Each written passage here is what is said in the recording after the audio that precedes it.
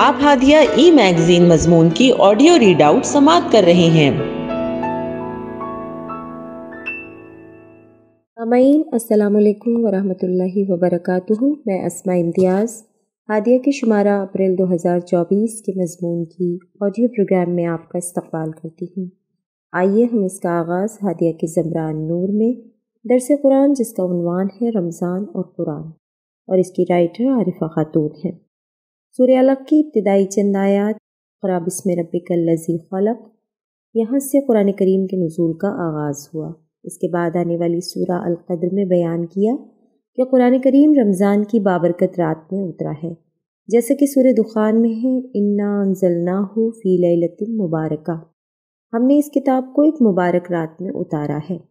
اور سورہ البقرہ میں ہے شہر رمضان الذی انزل فیہ القرآن، رمضان کا مہینہ وہ ہے جس میں قرآن کریم نازل ہوا۔ ان آیات میں یہ مضمون صراحت کے ساتھ موجود ہے، غرض قرآن و حدیث میں واضح دلائل ہونے کی وجہ سے امت مسلمہ کا اتفاق ہے کہ قرآن کریم لوح محفوظ سے سما دنیا پر رمضان کی مبارک رات میں ہی نازل ہوا۔ اس طرح رمضان اور قرآن کریم کا خاص تعلق روز روشن کی طرح واضح ہو جاتا ہے۔ قرآن کریم کو رمضان المبارک سے خاص تعلق حاصل ہے، چنانچہ رمضان المبارک میں اس کا نازل ہونا، حضور اکرم صلی اللہ علیہ وسلم کا رمضان المبارک میں تلاوت قرآن کا شغل نسبتاً زیادہ رکھنا، حضرت جبرائیل علیہ السلام کا رمضان المبارک میں نبی کریم صلی اللہ علیہ وسلم کو قرآن کریم کا دور کرانا، تراویح میں ختم قرآن کا اہتمام کرنا، صحابہ کرام رضی اللہ عنہم اور بزرگان دین کا رمضان میں تلاوت کا خاص اہتمام کرنا، یہ سب امور اس خصوصیت کو ظاہر کرتے ہیں، لہٰذا اس ماہ میں کثرت سے تلاوت قرآن میں مشغول رہنا چاہیے۔ ماہ رمضان کا قرآن کریم سے خاص تعلق ہونے کی سب سے بڑی دلیل قرآن کریم کا ماہ رمضان میں نازل ہونا ہے۔ اس مبارک ماہ کی ایک بابرکت رات میں اللہ تعالیٰ نے لوح محفوظ سے سما دنیا پر قرآن کریم نازل فرمایا، اور اس کے بعد حسب ضرورت تھوڑا تھوڑا حضور اکرم صلی اللہ علیہ وسلم پر نازل ہوتا رہا، اور تقریباً 23 سال کے عرصے میں قرآن مکمل نازل ہوا۔ قرآن کریم کے علاوہ تمام صحیفے بھی رمضان میں نازل ہوئے، جیسا کہ مسند احمد میں ہے کہ حضور اکرم صلی اللہ علیہ وسلم نے ارشاد فرمایا، مصحف ابراہیمی اور تورات و انجیل سب کا نزول رمضان میں ہی ہوا ہے۔ قرآن مجید پڑھنا اور سمجھنا کسی دن کا محتاج نہیں، ہر روز ہی یہ اپنے قاری کے لیے ہدایت کا ذریعہ بنتا ہے، لیکن رمضان المبارک میں تلاوت قرآن کی ایک منفرد اہمیت ہے۔ کوئی شک نہیں کہ ماہ رمضان اور قرآن حکیم کا ایک گہرا تعلق ہے، یہ دونوں ابد تک ایک دوسرے سے جدا نہیں ہو سکتے۔ قرآن مجید کتاب رحمت ہے جو رمضان یعنی ماہ رحمت میں نازل ہوئی ہے۔ تلاوت قرآن کے کچھ آداب ہیں جن کا تلاوت کے وقت خاص خیال رکھا جائے تاکہ ہم عند اللہ اجر عظیم کے مستحق بنیں۔ تلاوت چونکہ ایک عبادت ہے، لہٰذا ریا و شہرت کے بجائے اس سے صرف اور صرف اللہ تعالیٰ کی رضا مطلوب و مقصود ہو۔ نیز وضو و طہارت کی حالت میں ادب و احترام کے ساتھ اللہ کے کلام کی تلاوت کریں۔ تیسرا اہم ادب یہ ہے کہ اطمینان کے ساتھ ٹھہر ٹھہر کر اور اچھی آواز میں تجوید کے قواعد کے مطابق تلاوت کریں۔ تلاوت کے قرآن کے وقت اگر آیتوں کے معنی پر غور و فکر کر کے پڑھیں تو بہت ہی بہتر ہے۔ قرآن کریم کے احکام و مسائل پر خود بھی عمل کریں اور اس کے پیغام کو دوسروں تک پہنچانے کی کوشش کریں۔ حسن بصری رحمۃ اللہ علیہ فرماتے ہیں، قرآن اس لیے نازل ہوا ہے کہ اس میں تدبر اور اس پر عمل کیا جائے، لیکن لوگوں نے اس کی تلاوت کو کام سمجھ لیا۔ بعض لوگوں کا کام بس یہ ہو گیا ہے کہ بلا غور و فکر اس کی تلاوت کر لیا، اس کے عمل کی طرف تو ان کی بالکل توجہ نہیں ہوتی۔ ابن قیوم فرماتے ہیں، تدبر قرآن اور اس کی آیات پر توجہ مرکوز کرنے سے زیادہ نفع بخش اور کوئی چیز نہیں۔ نبی کریم صلی اللہ علیہ وسلم نے فرمایا، ہلاکت ہے اس کے لیے جو قرآن کی آیات کی تلاوت تو کرتا ہے مگر اس میں غور و فکر نہیں کرتا۔ عام لوگوں کے ذہنوں میں یہ خیال پیدا کر دیا گیا ہے کہ فہم قرآن صرف علماء کا کام ہے، عام لوگوں کا نہیں، مگر یہ خیال بالکل غلط ہے۔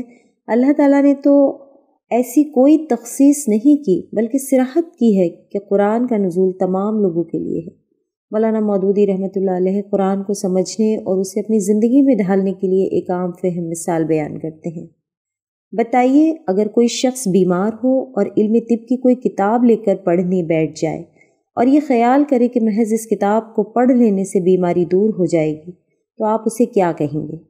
کیا آپ نہ کہیں گے کہ بھیجو اسے پاگل خانے میں، اس کا دماغ خراب ہو گیا ہے؟ مگر شافعی مطلق نے جو کتاب آپ کے امراض کا علاج کرنے کے لیے بھیجی ہے، اس کے ساتھ آپ کا یہی برتاؤ ہے۔ آپ اس کو پڑھتے ہیں اور یہ خیال کہ بس اس کے پڑھ لینے ہی سے تمام امراض دور ہو جائیں گے، اس کی ہدایت پر عمل کرنے کی ضرورت نہیں، نہ ان چیزوں سے پرہیز کی ضرورت ہے جن کو یہ مضر بتا رہی ہے۔ پھر آپ خود اپنے اوپر بھی وہی حکم کیوں نہیں لگاتے جو اس شخص پر لگاتے ہیں جو بیماری دور کرنے کے لیے صرف علم طب کی کتاب پڑھ لینے کو ہی کافی سمجھتا ہے۔ خطبات حصہ اول۔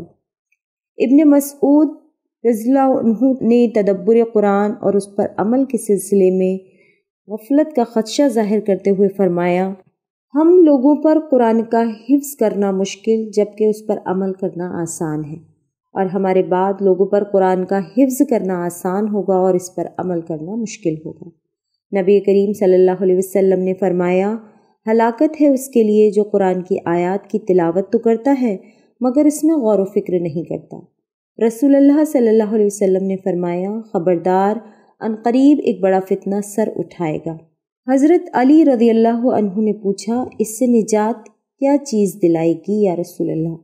رسول اللہ صلی اللہ علیہ وسلم نے جواب دیا، اللہ کی کتاب، اس میں تم سے پہلے گزرے ہوئے لوگوں کے حالات ہیں، تم سے بعد میں ہونے والی باتوں کی خبر ہے، اور تمہارے آپس کے معاملات کا فیصلہ ہے، اور یہ ایک دو ٹوک بات ہے، کوئی ہنسی دل لگی کی بات نہیں۔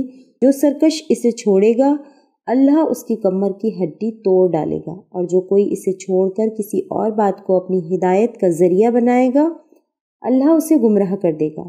خدا کی مضبوط رسی یہی ہے، یہی حکمتوں سے بھری ہوئی ہے، یاد دہانی ہے، یہی بالکل سیدھی راہ ہے۔